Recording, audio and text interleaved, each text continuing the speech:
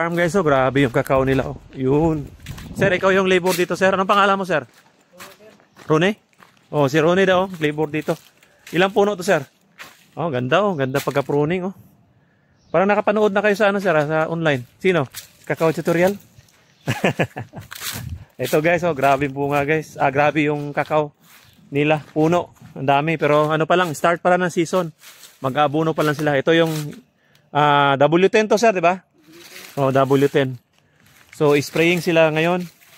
Tapos, ano pa, shaded pa siya. Medyo tatanggalan daw konti ng mga dahon para pasok ang araw. Tapos, mag-aabono pa. Lawak nito. Mga ilang puno to, sir? 3,000. 3,000 trees. Grabe, no? Ang ganda, no? Ganda, oh. Nasa Anggalan lang to, guys. Kakao tutorial ng GM ako dito. Nagturo ng konting kaalaman natin sa kakao. Sa spraying, sa pag-abono, sa pag-pruning. So far, ang ganda. Ano na pala sila, nakakapanood na pala sila. Tsaka magaling na rin.